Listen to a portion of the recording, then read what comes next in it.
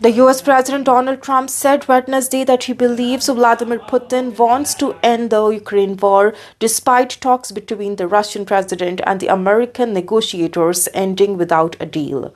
The Donald Trump's envoy, that is Steve Witkoff, and the son-in-law, that is Jared Kushner, also negotiated into the early hours with the Putin in the Kremlin, but reached no breakthrough for a settlement to end the Europe's worst conflict since the World War II. Also, the Kremlin said that Wednesday that its army's recent battlefield successes in the Ukraine had bolstered its position, adding that the two sides failed to find a compromise and that Kyiv city's ties to the NATO remained a key cushion.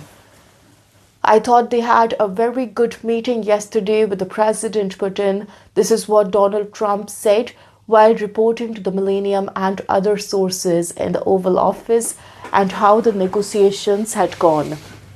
What comes out of the meeting? I can't tell you because it does take two to tango. Also pressed on whether Witkoff and Kushner got any sense that Putin genuinely wanted to halt the Russia's nearly 4-year-old invasion, Donald Trump replied he would like to end the war. That was their impression. Their impression was very strongly that he'd like to make a deal, he added. Also, Steve Witkoff and Kushner brought an updated version of a US plan to end the war, which also included Ukraine ceding parts of the eastern Donbas region and agreeing not to join NATO. The successes of the Russian army, but while the White House had voiced optimism ahead of the Kremlin talks, the Moscow said afterwards that it had found part of the plan unacceptable.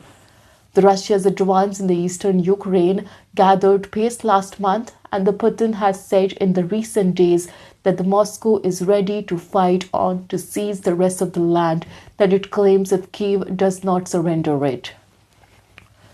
The progress and the nature of the negotiations were influenced by the successes of the Russian army on the battlefield in the recent weeks. The Kremlin aide, that is Yuri Ushakov, who took part in the US-Russia talks, told the reporters, including Millennium.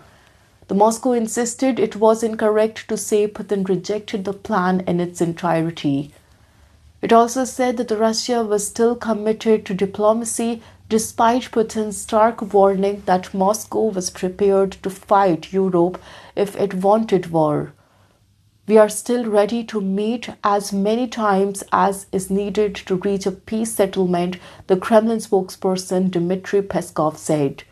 The Donald Trump said Ukraine was pretty well on board with a US-backed proposal to end the conflict, but said that the Kyiv should have agreed to a deal when he had an angry encounter with the President Vladimir Zelensky in the Oval Office back in the February. When I was in his office and I talked about no cards, I said, "You have no cards. That was the time to settle," he added. Opportunity to end the war. The fresh talks comes as the NATO pledges to buy hundreds of millions of dollars worth of the US arms for Kyiv. The NATO chief, Justice Mark Rutte, also said that it was positive that the peace talks were ongoing, but that the alliance should make sure that Ukraine is in the strongest possible position to keep the fight going. The Zelensky said that though a window of opportunity for the peace has opened, it must be accompanied by the pressure on Moscow. The world now clearly feels that there is an opportunity to end the war, and the current activity in the negotiations must be supported by the pressure on Russia, he said in a regular evening address.